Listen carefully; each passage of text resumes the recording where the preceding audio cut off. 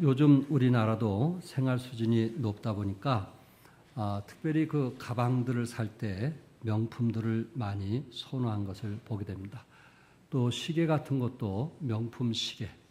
그래서 이 명품 이 백들을 선호하다 보니까 아이들 세계 속에서도 이 명품을 사지 않으면 오히려 그 속에서 인정받지 못하는 그런 것을 보게 되고, 요새는 또 아이들이 신는 나이키라든지 하여튼 이름 있는 신발을 신지 않으면 그 아이들 속에 끼어들지 못하기 때문에 참 부모로서 참 자식 키우기가 어려운 그런 시대에 우리가 살아가고 있습니다.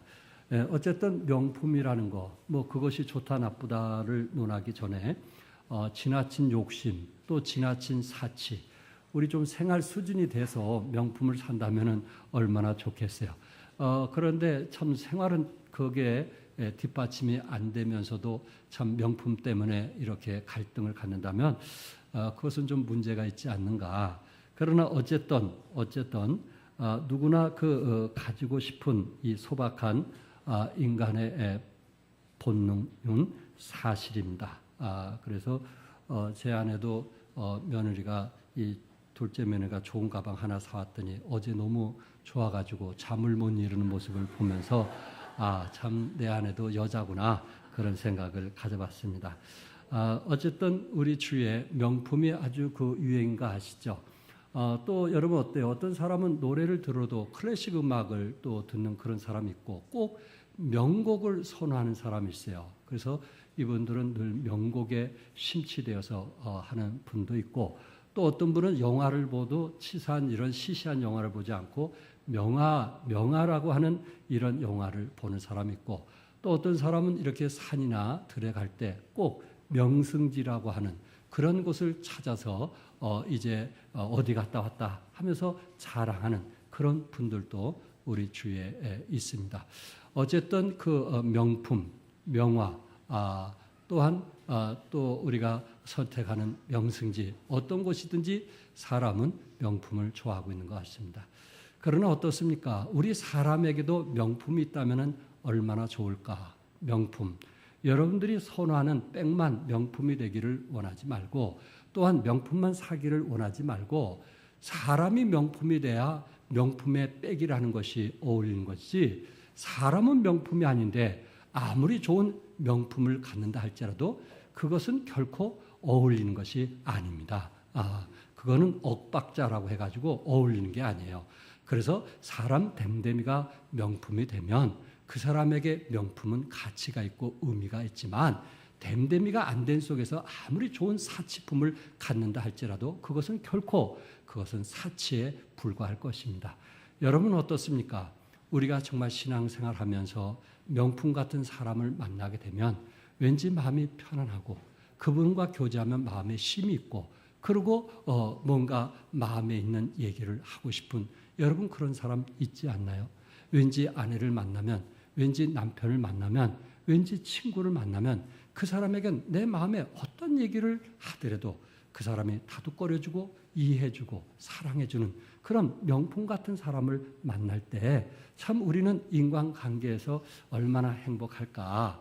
그래서 만나면 힘이 된다는 그런 책자도 있는 것처럼 왠지 누군가 만나면 참 마음에 힘이 되고 그리고 살 의욕을 갖게 되고 희망을 갖게 되는 그런 명품 같은 사람을 만나면 얼마나 좋을까.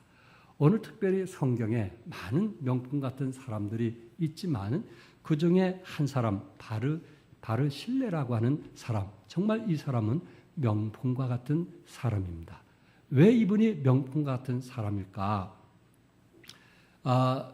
다윗이 그가 왕으로서 사역을 한 지 40년이 넘었을 때 이제 임종이 가까워졌어요. 그가 죽음을 앞두고 유언한 것이 있는데, 유언은 대부분 자식들을 위해서 유언을 하게 되는데, 이 다윗이 솔로몬에게 유언을 하면서 바르실레라고 하는 이름을 얘기하는 겁니다. 유언에서. 그만큼 바르실레라고 하는 사람이 자기 삶 속에 소중했고 귀했다 하는 것을 말씀을 드릴 수 있고, 그리고 성경에 보니까 열왕기상 2장 7절에 마땅히 길르아 바르실레의 아들들에게 은총을 베풀어 그들이 내 상에서 먹는 자 중에 참여하게 하라. 내가 내 형 압살롬의 낯을 피하여 도망할 때 그들이 내게 나왔느니라. 여기에 다윗이 마지막 임종하면서 솔로몬 자기 아들에게 특별히 바르실레라고 하는 사람은 이제 운명했지만은 그의 자식들이 있는데 그의 자식들이 네가 밥 먹을 때마다 솔로몬 네가 밥 먹을 때마다 그 왕의 그 자리에 함께해서 식사하도록 하라. 이것이 다윗의 유언이었어요. 여러분 참 이렇게 유언한다는 게 결코 쉬운 일은 아니잖아요.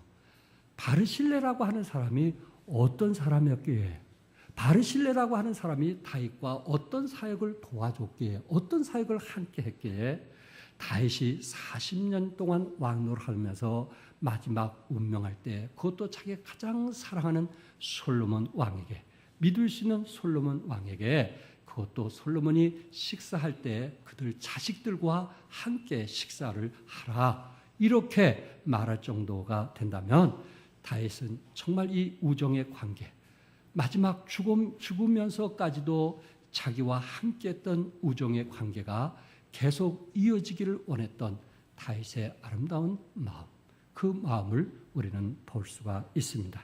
첫째 오늘 본문을 통해서 바르실레는 어떤 사람이었는가? 그것은 바르실레는 절망 가운데 있는 다윗의 왕의 피로를 채워 주었던 사람입니다.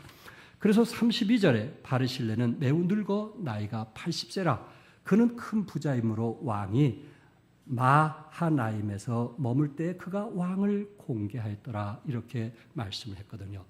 다윗이 40년 동안 나라를 통치하면서 그의 마음을 가장 힘들게 하고 어렵게 했던 일이 있다면 물론 사울을 통해서도 힘들었지만은 가장 사랑하는 셋째 아들인 압살롬을 통해서 가장 힘들었던 것입니다. 그러니까 다윗이 인생을 살아가면서 또 40년 동안 왕노릇하면서 이 셋째 아들 압살롬이 이제 쿠데타를 일으키게 되었고 그리고 아버지의 왕의 자리를 빼앗기 위해서 백성들과 자기 밑에 있는 신하들의 마음을 빼앗는 그래서 모든 백성들이 또한 신하들이 다윗의 마음을 두는 것이 아니고 여기에 그 압살롬 셋째 아들인 압살롬 마음에 두도록 이제 다윗을 비난하고 그리고 다윗을 조롱하고 그리고 자기가 어떤 아들이라고 하는 것을 서서히 선전식으로 하면서 마음을 빼앗았던 것입니다.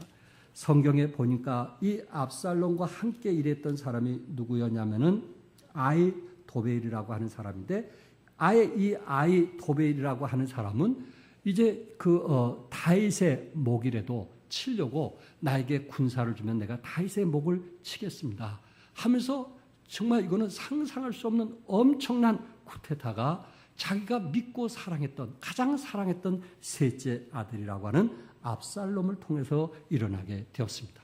이것을 뒤늦게 알았던 다윗은 자기와 함께했던 신하와 군사들과 결국 왕궁을 벗어날 수밖에 없는 상황이 되었는데 성경에 보니까 그가 감난산의 길을 맨발로 갈 정도로 허겁지겁 이거는 정말 이렇다 저렇다 할 어떤 판단 능력이 아니고 살려면 이제 다른 데로 궁궐로 나가야만 되는 상황에 놓이게 되었습니다. 그래서 이제 그가 살 수 있는 것은 결국 요단강을 건너게 돼야 되는데 겨우 요단강을 함께 했던 사람과 건너게 되었고 그리고 멀리 길앗 땅 마하나임까지 피난을 하게 되었습니다. 그곳에는 다윗이 가지고 온 것도 없고 식량도 가지고 온 것도 없고 또한 군사를 또 허겁지겁 따라왔기 때문에 그곳에는 거처할 것도 없고 먹을 것도 없는 하늘만 바라보는 그런 상황에 있게 되었을 때에 마하나임이라고 하는 곳에서 뜻하지 않는 바르실레를 만나게 되었고 그리고 바르실레는 여기에 피난길에서 지치고 힘든 다윗과 또한 그 군사들을 알고 오늘 본문에 읽었던 말씀처럼 공개했다. 이렇게 말씀하고 있어요. 이 공개라는 단어 속에는 물질뿐만 아니라 필요한 모든 것을 채워주었다는 것입니다.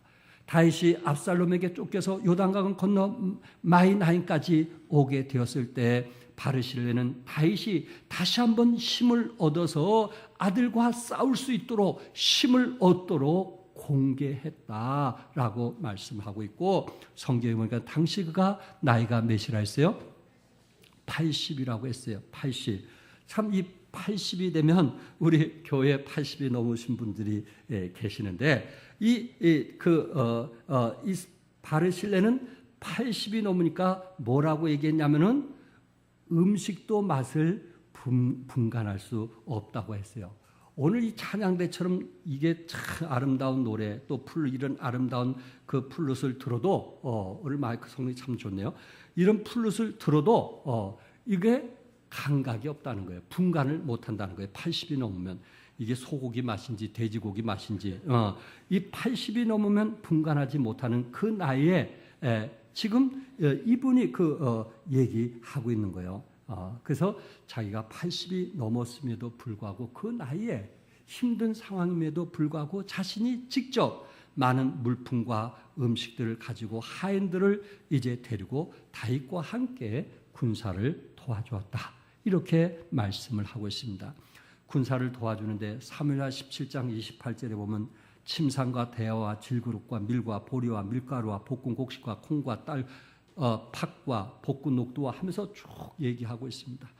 여기에 보니까 다윗과 그와 함께한 백성에게 먹게 했으니, 그러니까 다윗 한 사람만 도와준 것이 아니고 다윗과 함께 온 백성들, 군사들에게 모두에게 그의 필요를 채워 주었습니다. 몇 살이 넘으신? 80세가 넘으신 이 어르신께서, 다윗보다 나이가 많으신 이 어르신께서 이렇게 다윗의 필요를 도와주었던 것입니다.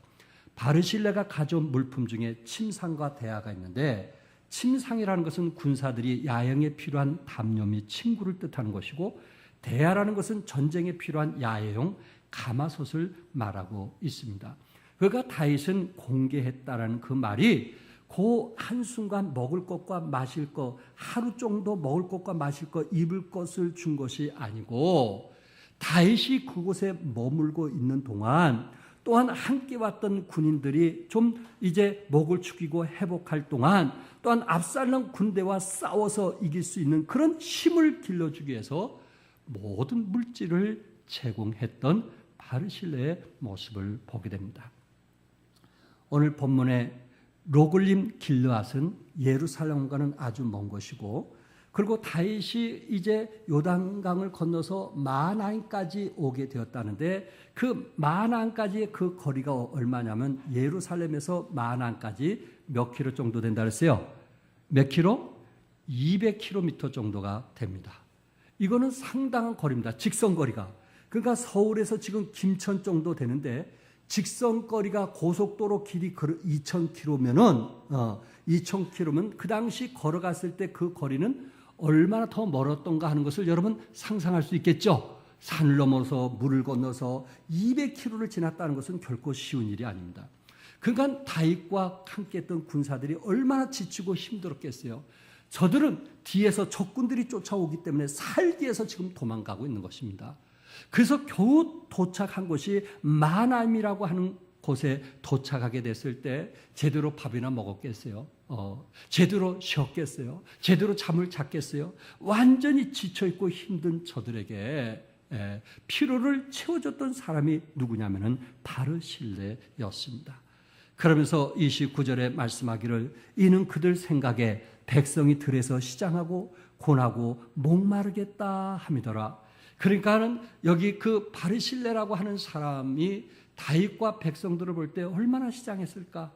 얼마나 피곤했을까? 얼마나 목말랐을까?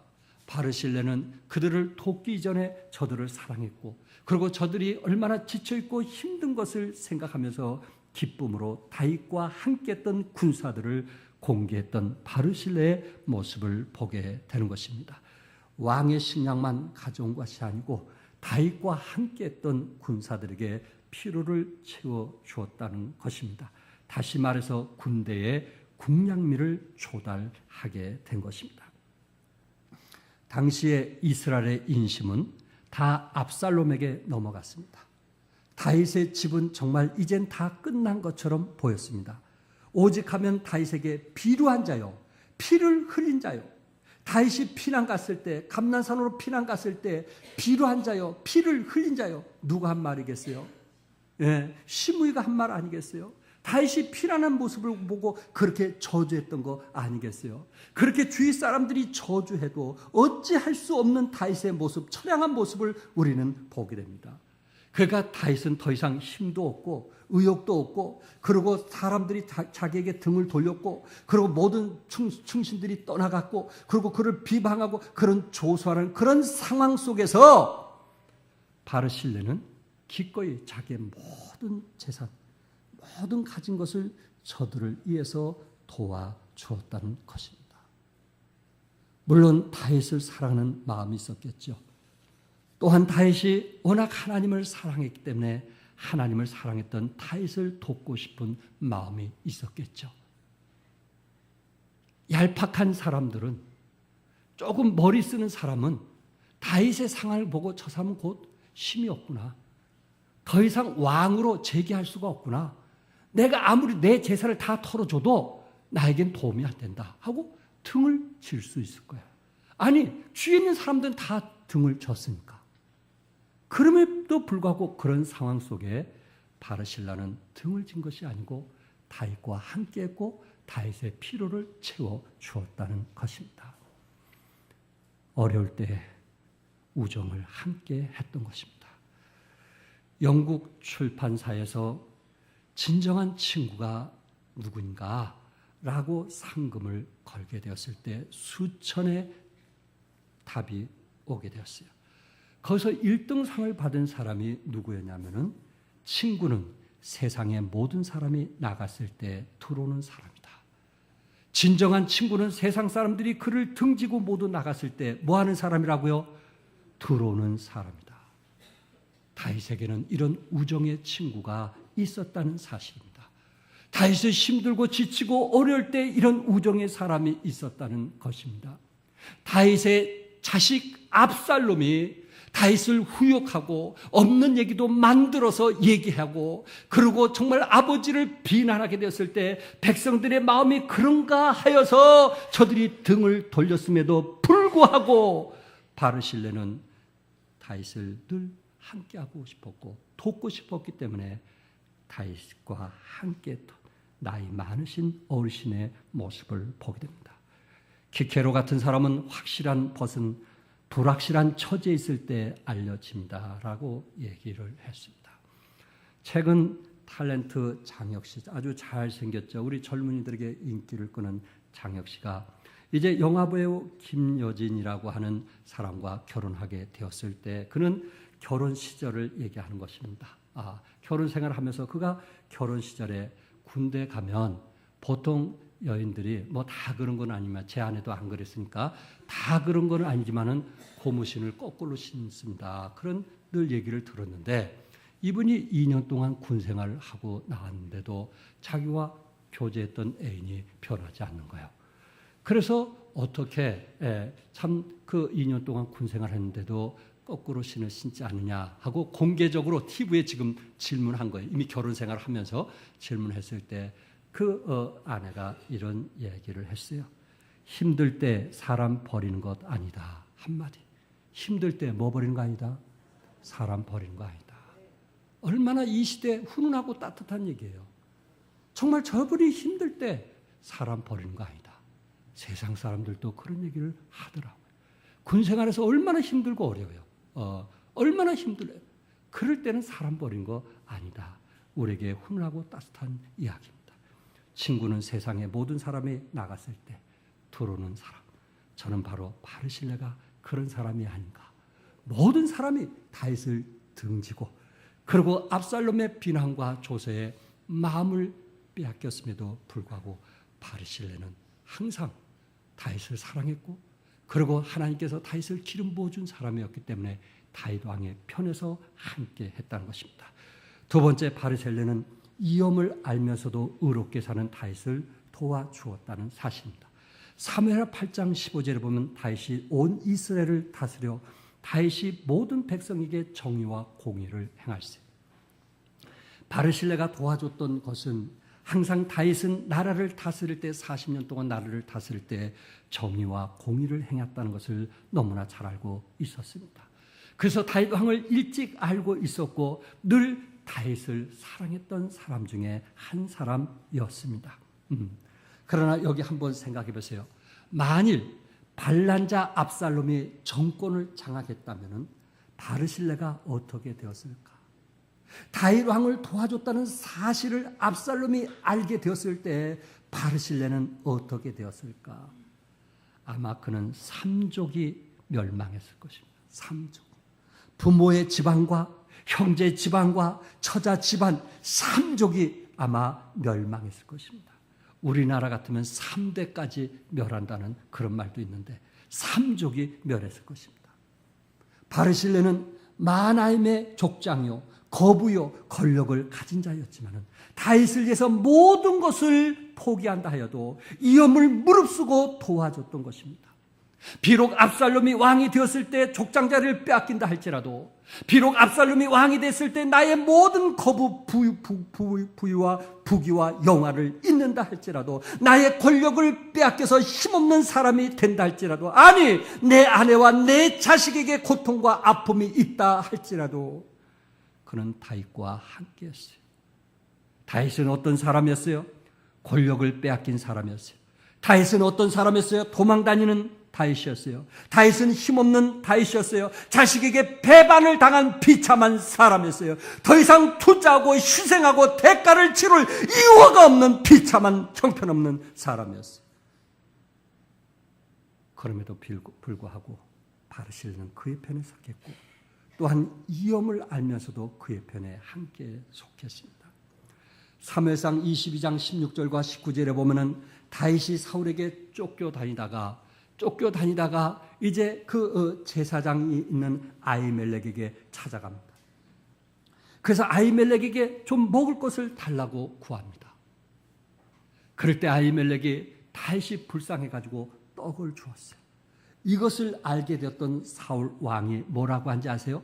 사무엘상 22장 18절에서 사울 왕이 도액에게 이르되 너는 돌아가서 제사장들을 죽이라 하매 에돔 사람 도액이 돌아가서 제사장들을 쳐서 그날에 세마포 애복 입은 자 몇 명이 죽었어요? 85명이 죽었어요. 사울 왕도 다윗과 함께했던 모든 사람들은 그 자리에서 죽이고 말았어요. 이 사실을 바르실레가 몰랐을까요? 이 사실을 바르실레가 몰랐을까요? 다윗을 도와줬을 때 그의 아들이 나중에 왕이 된다면 내가 어떻게 될 것이고 내 아내가 어떻게 될 것이고 내 가족이 어떻게 될 것을 몰랐을까요? 그러나 적어도 바르실레는 다윗이 하나님 편에 속해 있고 그리고 다윗이 정의와 공의를 위해서 살았던 사람을 알았기 때문에 자기의 모든 것을 희생한다 할지라도 권력과 부귀와 안전지대 모든 삶이 포기된다 할지라도 거기에 연연하지 아니하고 다윗의 필요를 채워 주었던 것입니다. 다윗을 위해서 모든 것을 내려놓았어요. 삼족이 멸할 것도 각오가 되어져 있어요. 다윗과 함께 고난을 감당하기 원했던 것입니다. 바르실레가 이런 상황을 볼 때 부자였기 때문에 다윗을 도와주었을까요? 여유가 있었기 때문에 도와주었을까요? 남들보다 잘 살기 때문에 도와주었을까요? 바르실레는 늘 자기가 가진 물질에 대해서 어디다 쓰는 것이 가장 값진 일인가? 어디다가 들여지는 것이 가장 하나님이 기뻐하시는가?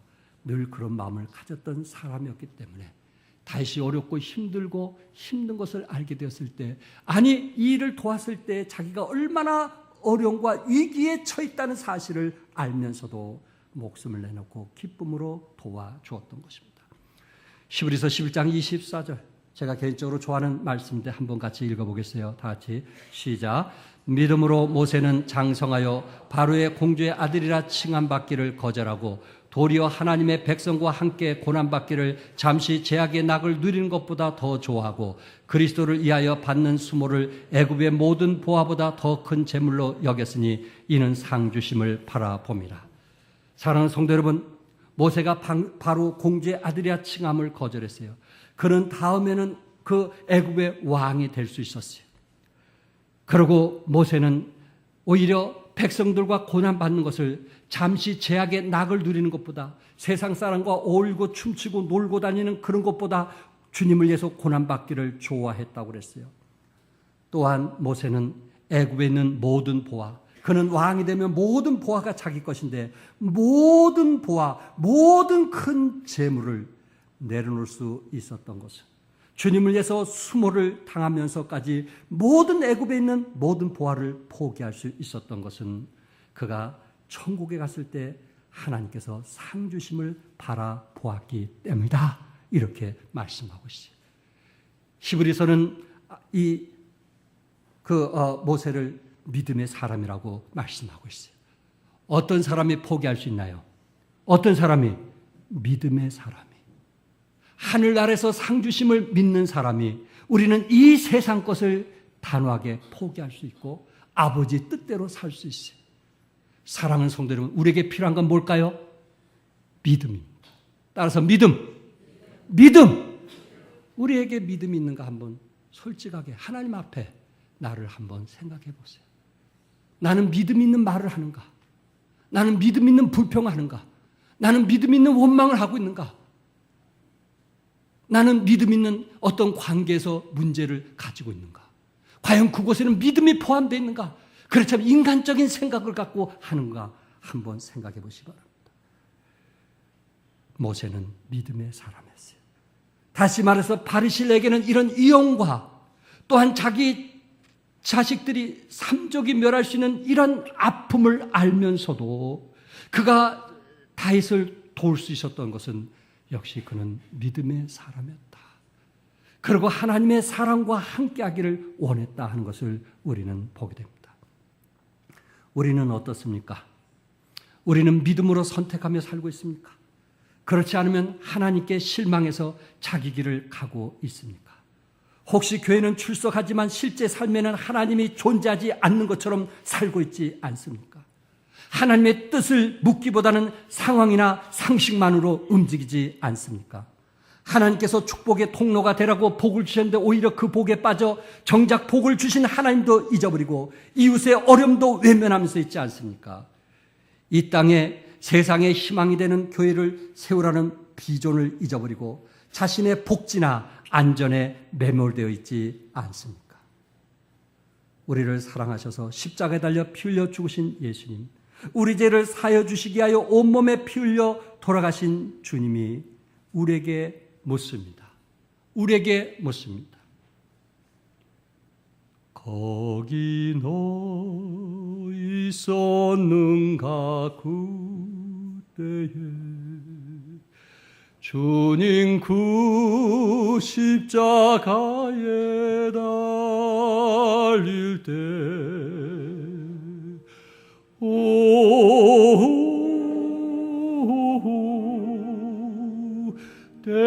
때로 그 일로 나는 떨려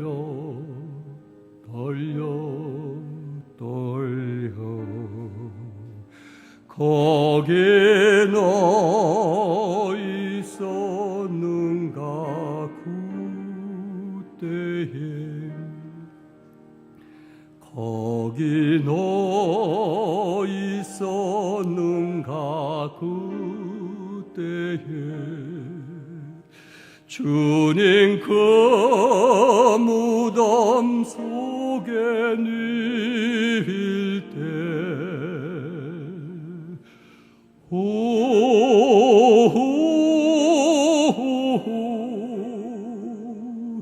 때로 그 일로 나는 떨려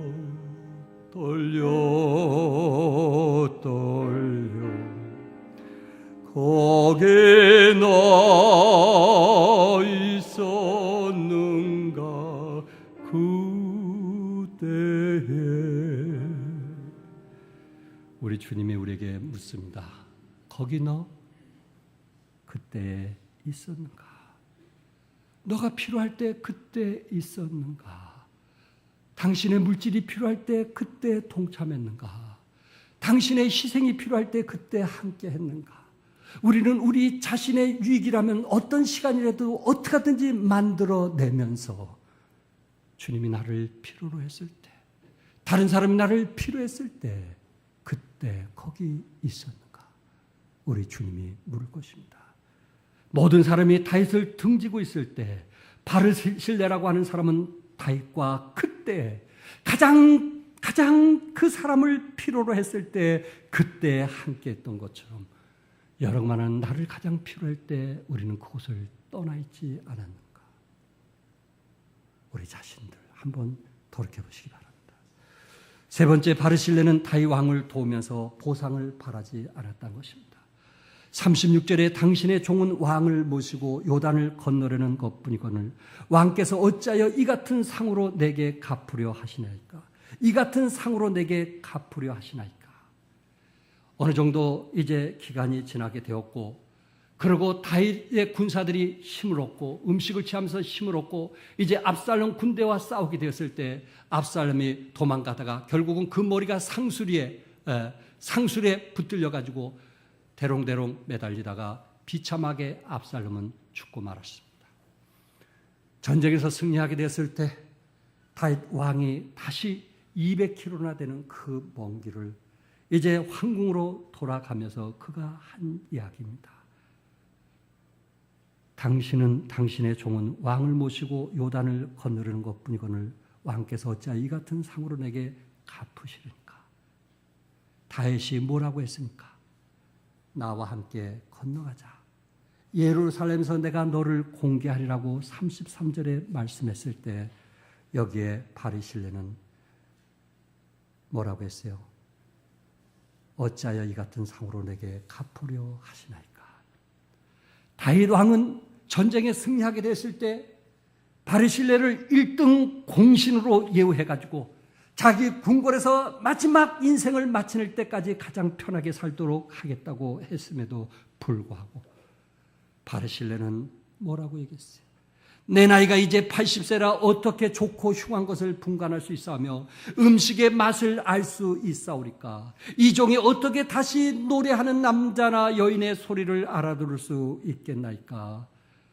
오히려 내가 왕께 누를 끼치리라 하면서 바르실레는 자기 어떤 공력을 바라서 하는 것이 아니고 그분을 사랑했기 때문에, 그분이 하나님의 사람이기 때문에, 하나님께서 아직도 다윗을 쓰고 있다는 사실을 알기 때문에 그것 때문에 기쁨으로 그를 도와줬던 것이지 자기가 후에 잘 되리라고 생각하고 도와준 것은 결코 아니었다 하는 것을 말씀을 하고 있습니다. 그러면서 왕의 호의를 거절하기가 어려워서 그가 기맘이라고 하는 사람을 소개합니다. 다윗 왕께 이 젊은 기맘이라고 하는 사람인데 나는 이제 80이 돼서 먹으면 얼마나 먹고 마시면 얼마나 마시겠습니까? 우리 할머니들 보니까 그냥 물 말아서 그냥 김치 쪼가게 그냥 참 드시는 모습을 볼 때 나이가 드시면 저렇게 살을 치는구나 하는 것을 저도 아주 느끼는 부분인데, 어쨌든 여기에 바르실레라고 하는 사람은 내가 이제 누리면 얼마나 누리겠습니까? 나에게 기맘이라고 하는 사람이 있는데 이 사람을 정말 원하신다면 종으로 삼아 주십시오 하고 추천을 하게 됩니다. 그때 다윗 왕이 38절에 왕이 대답하여 기맘이 나와 함께 건너가려니 나는 내가 좋아하는 대로 그에게 베풀겠고 또 내가 내게 구하는 것은 다 너를 위하여 시행하리라고 하면서 약속을 하게 됩니다. 여기에 참 바르실레의 모습, 비록 나는 영광을 누리지 않아도 좋으니 이 기맘이라고 하는 사람이 충성된 하인이었는지 어떤 사람인지 성경이 분명하게 말하고 있지 않아요. 자식인지 종인지 알 수는 없지만은 그러나 자기가 사랑했던 충성된 한 사람을 추천해서 그 사람에게 그 부귀와 영화를 누리도록 추천하는 바르실레의 겸손한 모습을 보게 됩니다. 이제 결론적으로 우리는 바르실레와 김함이 다윗이 항궁하게 되었을 때 그들이 어떻게 축복을 받은지 그것은 우리가 알 수가 없습니다. 그러나 중요한 것은 뭐냐면은 다윗이 임종임박하게 되었을 때 사랑하는 솔로몬에게 명령하여 이르되 이렇게 말씀했거든요. 열왕기상 2장 1절에 명령하여 이르되, 이렇게 개역개정에서는 말하고 있거든요. 마땅히 길라 바르실레의 아들들에게 은총을 베풀어라. 그들이 내 상에서 먹는 자 중에서 참여하게 하라. 내가 내 형 압살롬의 낫을 피하여 도망할 때 그들이 내게 나왔느니라. 그가 다윗은 임종할 때도 누구를 잊지 않았어요? 이미 바르실레는 80이 넘었기 때문에 돌아가셨을 거예요. 돌아간 바르실레를 잊지 못했고, 또한 바르실레의 살아있는 자식들을 잊지 않았어요. 비록 자기가 죽는다 할지라도 그의 자식들이 계속 솔로몬을 통해서 그 영광을 누리기를 원했던 것입니다. 다윗은 누구를 표상할까요? 다윗은 예수님을 말씀하고 있지 않나요? 예수님은 여러분과 나를 위해서 이 땅에 오신 분 아닐까요? 여러분과 내가 그 예수님을 개인의 구세주로 영접했을 때 우리 주님은 어떠하신 분인가요? 주님이 십자가에 달려 죽으시고 3일 만에 부활하셔서 부활하신 모습들을 보여주게 되었을 때 마지막 승천하시면서 뭐라고 했어요? 내가 너희와 항상 함께 있으리라 말씀했어요. 우리 주님은 또한 성도의 죽음을 귀히 여긴다고 말씀했어요. 우리 주님은 또한 우리 처소를 예배하시기 위해서 가시겠다고 말씀했어요. 우리 주님은 또한 너희들이 올 때 충성된 자에게 면류관을 주시겠다고 말씀했어요. 우리 주님은 살아있는 동안 성령의 음성을 듣는 자들에게 인도하시고 앞서 행하실 뿐만 아니라 우리가 죽음 뒤에도 하나님께서 영원한 생명을 보장하셨고 영원한 처소를 보장하셨고 우리에게 면류관을 약속하셨습니다. 솔로몬 왕처럼 오히려 자기가 임종시에 그의 아버지가 죽었음에도 불구하고 자식들에게 축복이 계속 이어졌던 것처럼 우리 주님은 신명기 28장에 이 말씀대로 행하는 자에게는 천대까지 복을 약속했어요. 우리 부모에게 복을 약속한 것이 아니고 우리 자식들에게까지도 하나님께서 복을 약속해 주셨단 말이에요. 다윗이 그의 후손들까지도 왕의 자리에 함께서 식사하도록 했던 것처럼 우리 주님은, 우리 하나님은 여러분 대에 충성한 여러분의 모습을 보고 여러분 대에만 복 주는 것이 아니고 우리 자녀들에게도 하나님께서 축복을 약속했어요. 그런 하나님 믿으시기 바랍니다. 그런 하나님을 위해서 믿음의 끈을 놓지 않으시기를 바랍니다. 그런 하나님께 기도합시다. 그런 하나님께 십자가에 가까이 나갈 수 있기를 바랍니다. 하나님께서 여러분 생애를 지켜주시라고 주님 이름으로 축복합니다. 기도하겠습니다.